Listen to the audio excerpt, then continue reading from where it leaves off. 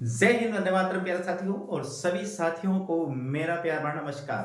आप सभी का स्वागत करता हूं आज क्लास में। और मेरे प्यारे साथियों, आज हम पढ़ने वाले हैं महाकवि तुलसीदास, जिसे हिंदी साहित्य गगन का सूर्य कहा जाता है, जिसे लोक मंगल की साधना का कवि कहा जाता है, जिन्हें समन्वय का कवि कहा जाता है, जिन्हें हिंदी का जातीय कवि कहा जाता है और जिन्हें बुद्ध के बाद भारत का सबसे बड़ा व्यक्तित्व कहा जाता है। ऐसे महान कवि के बारे में साथियों आज हम पढ़ने वाले हैं। क्या?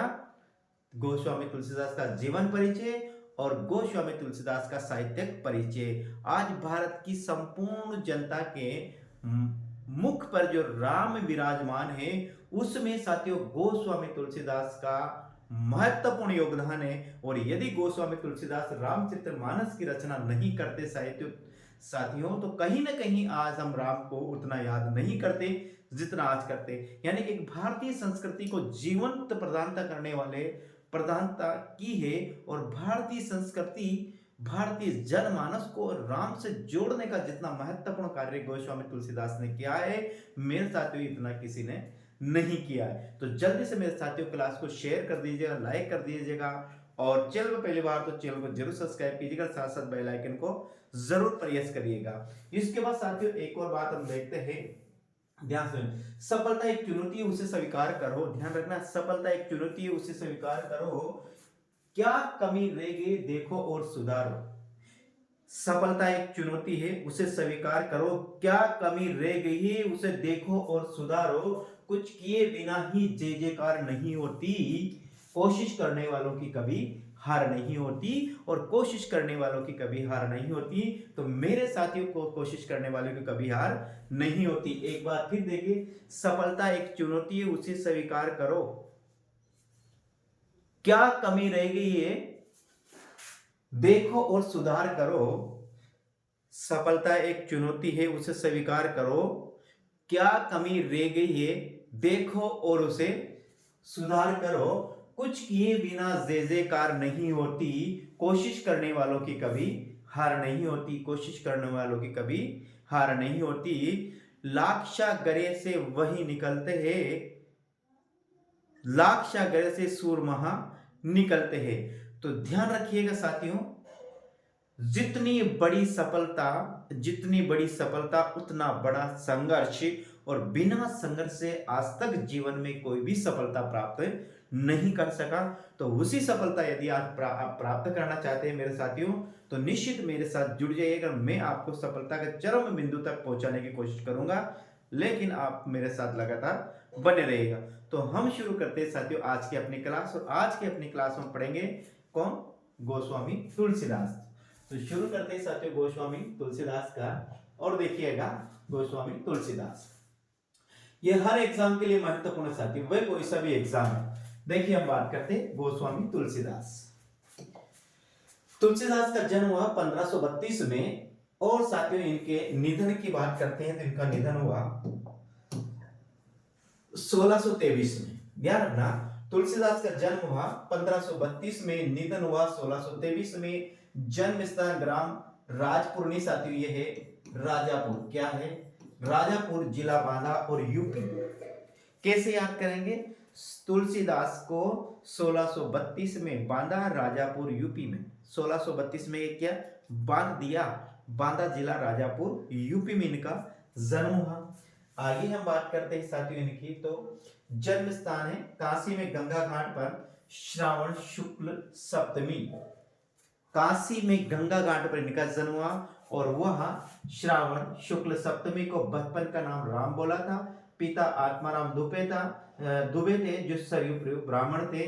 माता हुलसी थी। पिता का नाम आत्माराम दुबे और माता का नाम हुलसी।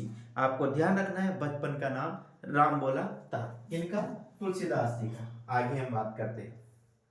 पत्नी इनकी रत्नावली है जो मथुरा की तीन नहीं, ये दीनबंधु पाठक की पुत्री है साथियों। क्या रखना? ये तीन नहीं है, ये दीनबंधु पाठक की पुत्री है। क्या रखना?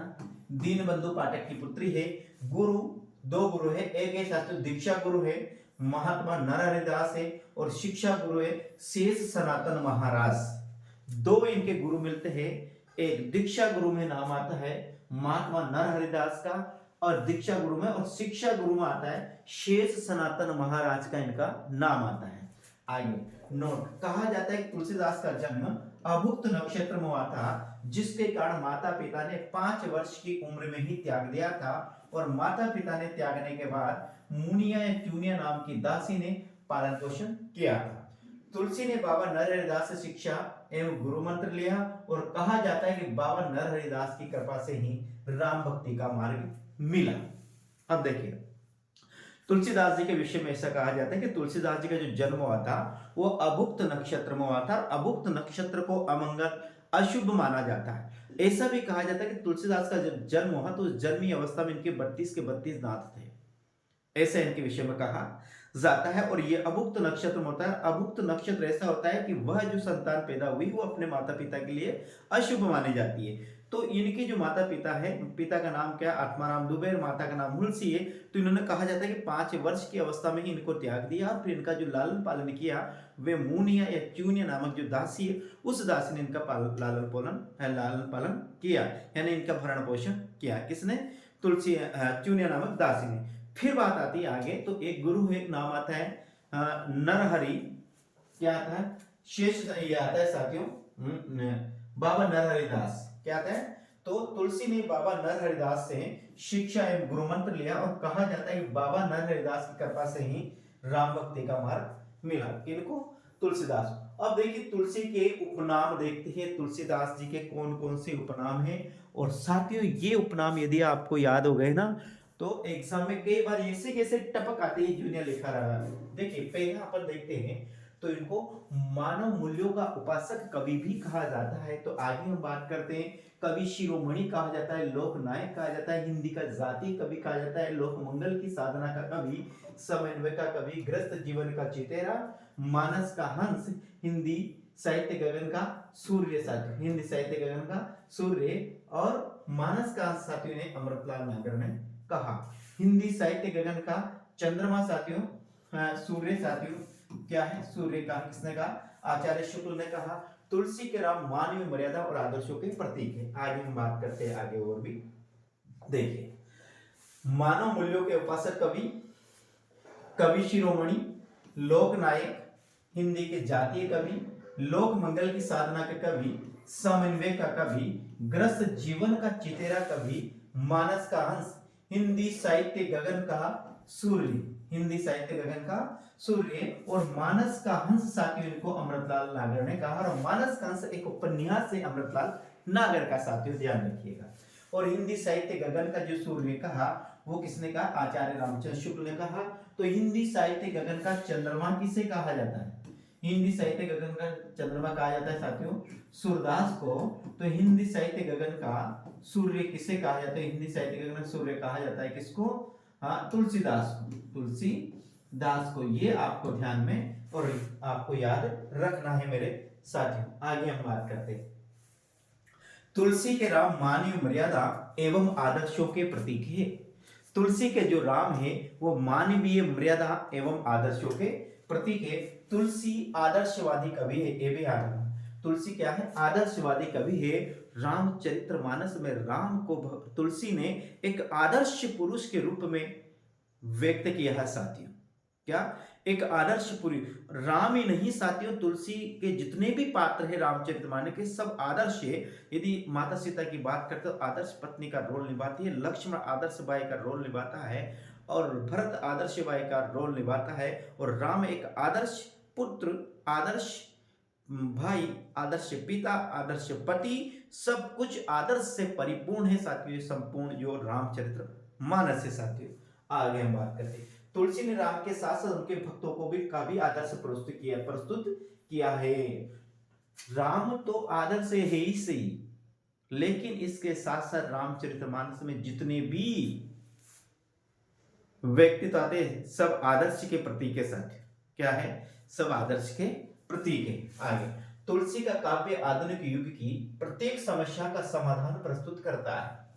तुलसी के लोक जीवन के व्यापक अनुभव के कारण मानस में विभिन्न पक्षों का उद्घाटन किया। तुलसी ने क्या? तुलसी ने लोक जीवन के व्यापक अनुभवों के कारण ही मानस, या मानस का मतलब रामचरित्र मानस, रामचरितमानस में विभिन्न पक्षों का क्या किया, उद्घाटन किया है साथियों। तुलसी का काव्य आधुनिक युग की प्रत्येक समस्या का समाधान प्रस्तुत करता है। मानस में उनके हृदय की विशालता और स्थलों की पहचान पूरे उत्कर्ष के साथ अभिव्यक्त हुई है। आपको ध्यान रखना है क्या है, मानस में उनके हृदय की विशालता और मर्म स्थलों की पहचान पूरे उत्कर्ष के साथ अभिव्यक्त हुई है। तुलसी के काव्य में विश्व बोध और आत्मबोध का अद्वितीय समावेश है, ये भी याद करना है। तुलसी के काव्य में विश्व बोध और आत्मबोध का अद्वितीय समावेश है। ये आपके एग्जाम में ऐसा आ सकता है कि निम्न में से कौन सा कथन सत्य है, नहीं है, तो आपको इनमें से प्रत्येक कथन को आपको याद रखना है।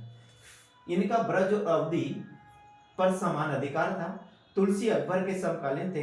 राम काव्य परंपरा के सर्वश्रेष्ठ कवि माने जाते हैं साथियों। कौन? तुलसी, आचार्य तुलसी राम काव्य परंपरा के सर्वश्रेष्ठ कवि माने जाते हैं।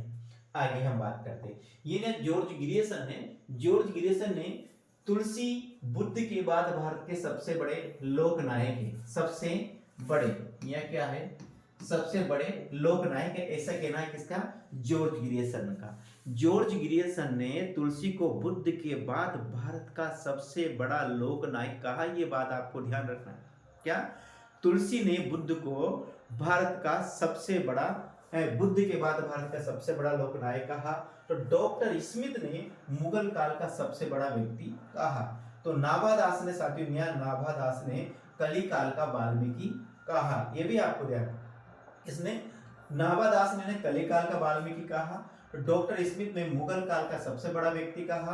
तो जॉर्ज ग्रियर्सन ने तुलसी को बुद्ध के बाद भारत का सबसे बड़ा लोकनायक कहा है। ये तीनों पंक्तियां आपको याद रखनी। तो हजारी प्रसाद द्विवेदी ने क्या कहा? ने मानस को दिव्य प्रेरणा की अप्रतिम कृति कहा है।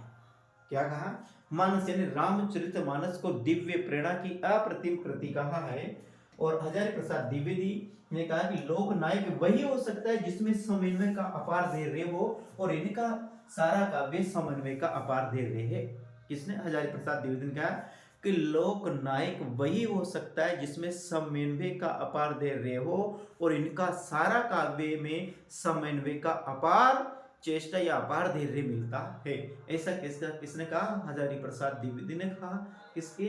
तुलसी के काव्य के विषय में साथियों, ये आपको ध्यान में रखना है। आगे हम बात करें। आचार्य शुक्ल ने कहा भारतीय संस्कृति का प्रतिनिधित्व कवि यदि किसी को कह सकते हैं तो वह कौन है? तुलसीदास जी को। किसने? आचार्य रामचंद्र शुक्ल ने क्या कहा? भारतीय संस्कृति का प्रतिनिधित्व कवि किसी को कह सकते हैं तो तुलसीदास जी को कह सकते हैं। आचार्य शुक्ल, तुलसी उत्तर भारत में समस्त जनता के हृदय में पूर्ण प्रेम की प्रतिष्ठा के साथ विराजमान है। पूर्ण प्रेम की प्रतिष्ठा के साथ विराजमान है, ऐसा किसने कहा? आचार्य रामचंद्र शुक्ल ने। आचार्य रामचंद्र शुक्ल ने कहा तुलसी उत्तर भारत में समस्त जनता के हृदय में पूर्ण प्रेम की प्रतिष्ठा के साथ विराजमान है। फिर क्या कहा? ये कवि हिंदी को प्रौढ़ साहित्यिक भाषा सिद्ध करने के लिए काफी है। क्या है? यह कवि ही हिंदी को प्रौढ़ साहित्यिक भाषा सिद्ध करने के लिए काफी है। ये जो उक्ति, ये भी आचार्य रामचंद्र शुक्ल की, और किसके प्रति है? गोस्वामी तुलसीदास के प्रति है साथियों। यह भी आपको ध्यान में रखना है। आचार्य शुक्ल ने अनुप्रास का भाष्य कहा है। उदयवान सिंह ने उत्प्रेक्षाओं का भाष्य कहा है। बच्चन सिंह ने रूपकों का भाष्य कहा है। तुलसीदास ने कहा कि गोरख जगायो जोग और भक्ति बगायो वो। आचार्य शुक्ल ने मानस को हृदय हार कहा है। क्या कहा? हृदय हार कहा है। आचार्य शुक्ल ने इनकी भक्ति सर्वांगपूर्ण है, जो ज्ञान और कर्म को साथ साथ लेकर चलती है। विकरदास ने तुलसी गंग दोनों बहे सुकवियन के सरदार। तुलसी गंग दोनों बहे सुकवियन के सरदार, ऐसा जो कहा विकारदास ने कहा। और रीतिकाल के जो अंतिम आचार्य माने जाते हैं मेरे साथी, वो विकारदास ही माने जाते हैं। एक बार पुनः देखिएगा, ये सभी पंक्तियों को ध्यान समझिएगा। क्या कहा है? देखिएगा। आचार्य शुक्ल ने इन्हें अनुप्रास का भाष्य कहा है। क्या कहा? आचार्य शुक्ल ने इनको अनुप्रास का भाष्य कहा है। तो उदयवान सिंह ने उत्प्रेक्षाओं का भाष्य कहा। बच्चन सिंह ने रूपकों का भाष्य कहा। तुलसीदास ने कहा कि गोरख जगायो जोग और भक्ति बगायो भोग। ये जो पंक्ति है ये तुलसीदास ने गोरखनाथ के विषय में कही है। आगे आचार्य शुक्ल ने मानस को हृदय हार कहा। मानस को मतलब रामचरित्र मानस को हृदय हार कहा है। तो आचार्य शुक्ल ने इनकी भक्ति सर्वांग पूर्ण है, जो ज्ञान और कर्म को एक साथ लेकर चलती। ये जो पंक्ति है ये भी आचार्य रामचंद्र शुक्ल की है। इसके बाद और उक्तियां आती है साथियों, देखिए भिखारीदास ने कहा तुलसी गंग दोहु बहे सुकवियन के सरदार। ये पंक्ति किसकी है? ये भिखारीदास की। भिखारीदास को रीतिकाल का अंतिम आचार्य कवि मानते हैं, अंतिम आचार्य कवि मानते हैं। आगे बात करते हैं, अयोध्या सिंह उपाध्याय ने कहा कविता करके तुलसी ने लसे कविता पा लसी तुलसी की कला। बहुत बेहतरीन कहा। किसने? अयोध्या सिंह उपाध्याय हरिओर, जिनके द्वारा प्रिय प्रवास लिखा गया भ्रमर गीत परंपरा के अनुसार। यानी भ्रमर गीत परंपरा में जो प्रिय प्रवास लिखा गया 1900 शब्दों में, उसे हिंदी खड़ी बोली हिंदी का प्रथम महाकाव्य माना जाता है। किसको? प्रिय प्रवास। जो किसने लिखा? अयोध्या सिंह उपाध्याय हरिओर ने लिखा था। उन्होंने क्या कहा कि कविता करके तुलसी ने लसे कविता पा लसी तुलसी की कला।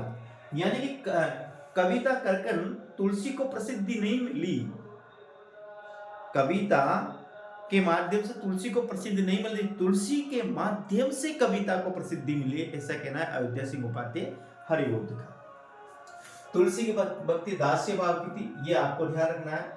ये बिल्कुल मोस्ट है कि तुलसी की भक्ति कैसी थी। तो मेरे साथियों तुलसी की भक्ति थी वो दास्य भाव की थी, देने भाव की थी, दास्य भाव की थी, देने भाव की थी। तुलसी का मुख्य अलंकार सामरूपक अलंकार है। ध्यान रखना, तुलसी का मुख्य अलंकार आता है वो सामरूपक अलंकार आता है। तुलसी ने उस समय प्रचलित समस्त भक्ति संप्रदायों काव्य शैलियों काव्यकारों में समन्वय स्थापित किया। इसीलिए तो तुलसी को समन्वय का कवि भी कहा जाता है। ध्यान रखना, उस समय जितनी भी काव्य शैली थी, उस समय जितने भी संप्रदाय चलते, उस समय जितनी भी भाषा थी, उन सभी का समन्वय तुलसी ने अपने काव्य में किया। इसलिए ही तुलसीदास को क्या कहा जाता है? समन्वय का कवि भी कहा जाता है। ये आपको ध्यान में रखना है।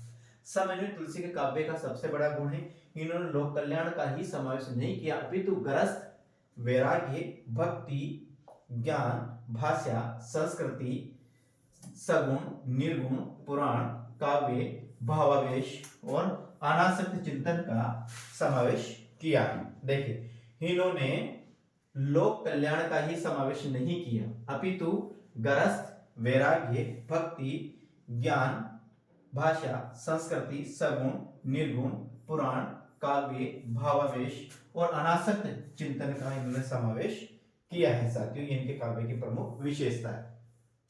तुलसी ने 25 रचनाएं लिखी, जिनमें से 12 रचनाएं ही प्रमाणित मानी जाती है। शिव सिंह सेंगर ने 12 ग्रंथों के अलावा 10 और ग्रंथों का समावेश किया है। यानी तुलसीदास की 25 रचनाएं मानी जाती है, लेकिन इसमें से जो 12 रचना है वही प्रमाणित मानी जाती है। यह आपको ध्यान में रखना है। आगे कृतियां आती है। इनकी बड़ी रचना में रामचरितमानस, कवितावली, दोहावली और विनय पत्रिका, ये जो 4 रचनाएं मेरे साथियों, इनकी बड़ी रचना। और छोटी रचना की बात करते हैं तो जानकी मंगल है, पार्वती मंगल है, भव्य रामायण है, रामलला नचे हुए हैं, वैराग्य संदीपनी है, रामाज्ञा प्रश्नावली और कृष्ण गीतावली है। ये इनकी क्या है? छोटी रचना। और बड़ी रचना की बात करते हैं तो रामचरितमानस है, कवितावली है, दोहावली और विनय पत्रिका। ये जो 4 रचना है, ये 4 रचना इनकी बड़ी रचना है। और छोटी रचना तो जानकी मंगल है, पार्वती मंगल है, भव्य रामायण है, रामलला नचे हुए, वैराग्य संदीपनी है, रामाज्ञा प्रश्नावली और कृष्ण गीतावली है। ये इनकी छोटी है। और कौन? रामचरितमानस, दोहावली, रामचरितमानस, कवितावली, दोहावली और विनय पत्रिका। रामचरितमानस, कवितावली, दोहावली और विनय पत्रिका ये इनकी बड़ी रचना है। और बाकी जो रचनाएं साथी वो क्या है? छोटी रचना। अब देखिए ब्रज भाषा की प्रमुख रचना देखते हैं कि ब्रज भाषा कौन कौन सी, अवधी भाषा की कौन सी। बिल्कुल सीधी ट्रिक है, शॉर्ट ट्रिक है, आपको याद हो जाएगा।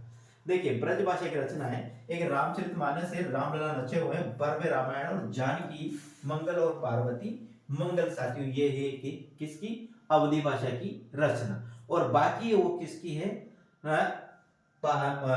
उसकी ब्रज भाषा। अब कैसे? अवधी भाषा की रचना में आप करेंगे राम राम ब पा और ज, ऐसे याद रखेंगे आप। क्या?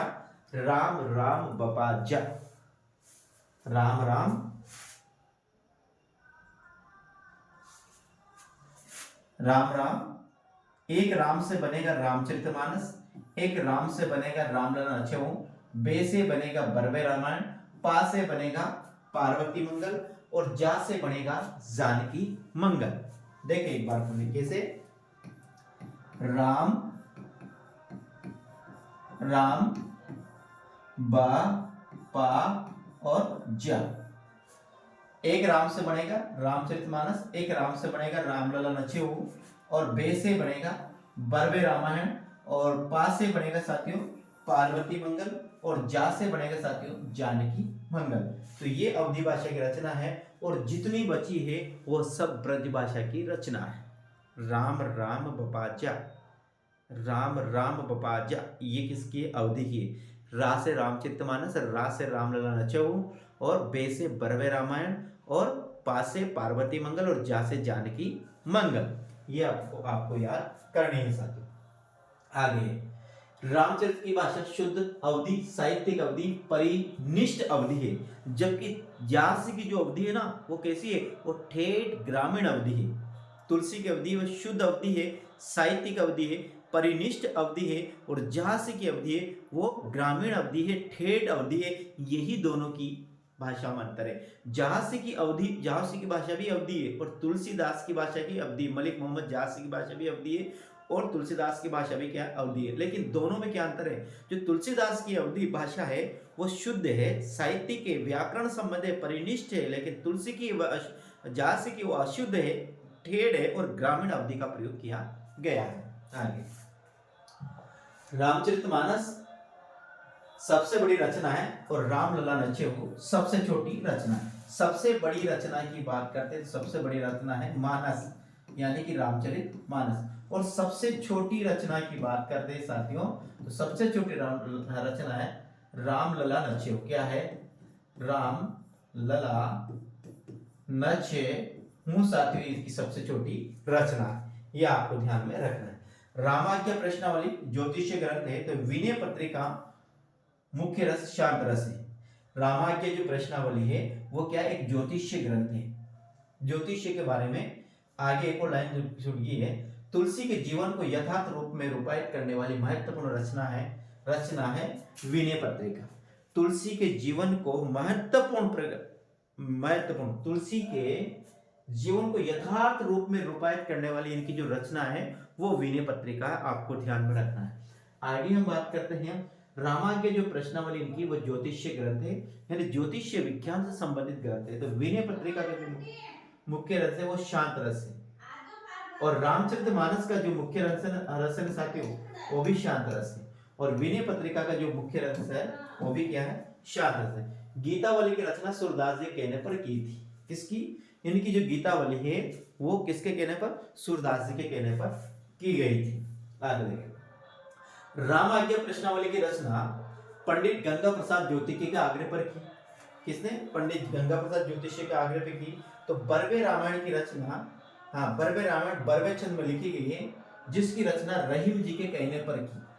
और रामाज्ञा प्रश्नावली की रचना पंडित गंगा प्रसाद ज्योतिषी के आग्रह पर की और बरवे रामायण बरवे छंद में, किसमें? बरवे छंद में, जिसकी रचना रहीम जी के कहने पर की।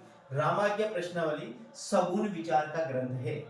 रामाज्ञा प्रश्नावली है वो सगुण विचार का या ज्योतिष्य विज्ञान से संबंधित रचना है। दोवावली फूट कर या स्फुट दोनों का क्या है? संग्रह है। दोवावली वो फूट और स्फुट दोहों का संग्रह है। कवितावली कवित और सवैया में है। ध्यान रखना, कवितावली तो कवित छंद और एक सवैया छंद दोनों छंदों में है, जिसे कवित रामायण भी कहा जाता है। वैराग्य संदीपनी को स्वयं तुलसी ने अखिल ज्ञान का सार कहा है। इनकी जो रचना है कवितावली को कवित रामायण भी कहा जाता है क्योंकि कवित और सवैया में दोनों ही छंदों में ये लिखी गई है। आगे, वैराग्य संदीपनी को स्वयं तुलसी ने क्या कहा? अखिल ज्ञान का सार कहा है। किसको? वैराग्य संदीपनी को स्वयं तुलसी ने अखिल ज्ञान का सार कहा है। ये भी आपको ध्यान में रखना है। रामचरितमानस तुलसी की कीर्ति का आधार है और हिंदी का सर्वश्रेष्ठ महाकाव्य है। कौन? रामचरितमानस है, ये तुलसी की कीर्ति का आधार है और हिंदी का सर्वश्रेष्ठ महाकाव्य है। कौन? रामचरितमानस। मानस का आरंभ 1574 में अयोध्या से हुआ, जिसका कुछ अंश काशी में भी लिखा गया। किसका? रामचरितमानस का जो आरंभ है वो 1574 से होता है मेरे साथियों। कहां से होता है? 1574 में होता है। और कहां से लिखा जाता है? ये अयोध्या से होता है, जिसका कुछ अंश काशी में लिखा गया है। कहां पर लिखा गया है? काशी में। मानस का मुख्य छंद है वो चौपाई है, आपको ध्यान रखना। अन्य छंदों में दोहा है, सोटा है, गीतिका है, हरि गीतिका है, लेकिन इसका मुख्य छंद है वो क्या है? चौपाई। क्या है साथियों? इसका छंद है वो मुख्य छंद क्या है? चौपाई। चौपाई एक सम्मात्रिक छंद है, जिसके प्रत्येक चरण में कितने कितने मात्रा होती है? 16 मात्रिक होती है। 4 चरणों वाला ये एक सम्मात्रिक छंद है, जिसके प्रत्येक चरण में 16 मात्रा होती है। साथियों उसको क्या कहते हैं? चौपाई कहते हैं। आगे मानस में 8 चौपाइयों के बाद दोहा आता है, जबकि सुंदर कांड में 7 चौपाइयों के बाद क्या आता है? दोहा। मानस में कांडों की संख्या कितनी है? 7। ध्यान रखना, मानस में कांडों की संख्या कितनी है? 7। कैसे याद करेंगे? बाल, अयोध्या, अरण्य, किष्किंधा, सुंदर लंका, उत्तर। क्या? कैसे याद करेंगे? यहां से याद करेंगे। बाल अयोध्या, अरण्य, किष्किंधा। बाल, अयोध्या, अरण्य, किष्किंधा, सुंदर लंका, उत्तर। बाल, अयोध्या, अरण्य, बाल, अयोध्या, अयोध्या से फिर अरण्य और फिर किष्किंधा।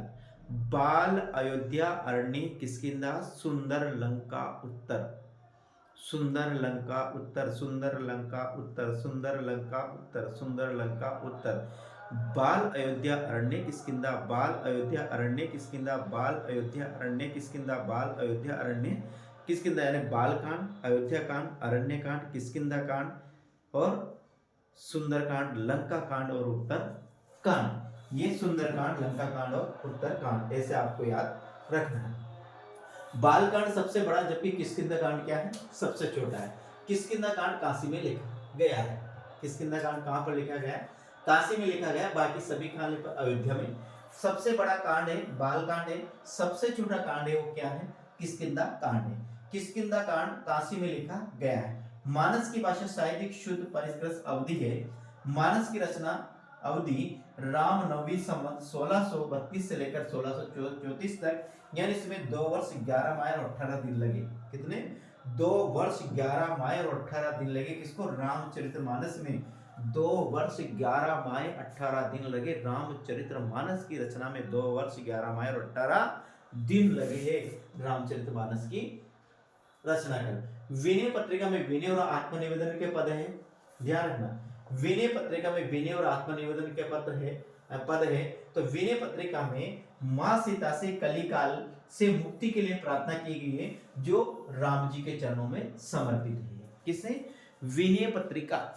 ध्यान रखना, विनय पत्रिका में विनय और आत्मनिवेदन के क्या है? पद है। और विनय पत्रिका में मां सीता से कलिकाल से मुक्ति के लिए प्रार्थना की गई है। किसमें? विनय पत्रिका में माता सीता से मुक्ति के लिए प्रार्थना की गई है, जो भगवान श्री राम जी के चरणों में क्या है? समर्पित है। आगे विनय पत्रिका भक्तों का कंठहार कही जाती है, जो दोहा छंद में। किसमें है? दोहा। और विनय पत्रिका क्या? भक्तों का कंठहार कहा जाती है। किसको? विनय पत्रिका को भक्तों का कंठहार कहा जाता है। अयोध्या कांड मानस का हृदय कांड कहा जाता है। जो रामचरितमानस में कितने हैं? 7 कांड है ना। इस 7 कांडे में अयोध्या कांड है। बाल कांड के बाद अयोध्या कांड आता है, तो अयोध्या कांड को क्या कहा जाता है? मानस का हृदय कांड कहा जाता है। शुक्ल मानस को लोक मंगल की साधना का ग्रंथ मानते हैं। कहा विनय पत्रिका गीति मुक्त रचना है, जो राम जी के दरबार में कलिकाल के लिए अर्जी के रूप में प्रस्तुत की गई है। हनुमान बाहु रोग निवारण के लिए लिखी गई रचना है, जो कविता वाले का भाग मानी जाती है। इनकी जो हनुमान बाहु जो रचना है वो रोग निवारण के लिए लिखी गई है। कहा जाता है कि रोगों के निवारण के लिए हनुमान बाहु की रचना की गई थी। कली धर्मा धर्म रूपक को राम कुमार वर्मा कुछ लेखक ही प्रमाणिक मानते हैं। ये यार इनकी एक रचना का नाम आता है कलि धर्मा धर्म निरूपक। ध्यान रखना क्या, कलि धर्मा धर्म निरूपक एक रचना आती है जिनको कौन, राम कुमार वर्मा और कुछ लेखक इसको प्रमाणिक मानते, बाकी नहीं मानते।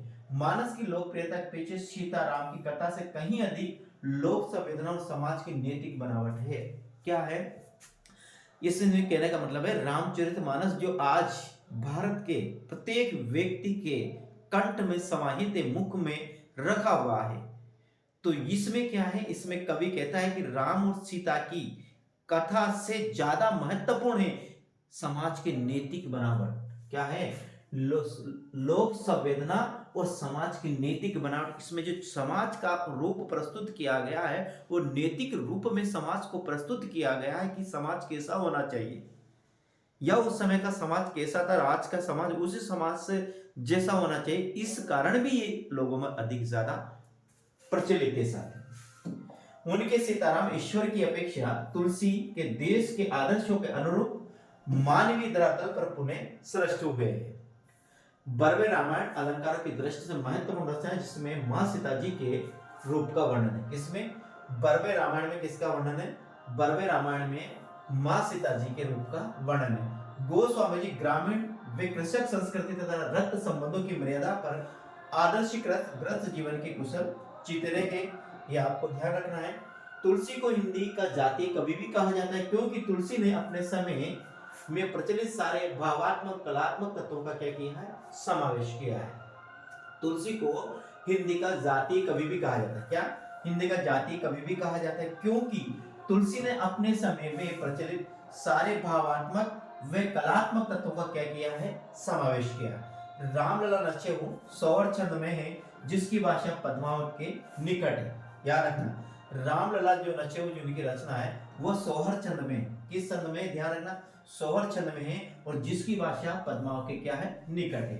हिंदी का जातीय कवि रामविलास शर्मा ने कहा है, ध्यान रखना। आचार्य शुक्ल ने तुलसी की 12 रचना प्रमाणिक मानिए और 12 रचना देखिए आगे। रहीमदास जी ने क्या कहा है, गोद लिए तुलसी फिरे तुलसी को सुख होए, ऐसा कहा रहीमदास ने।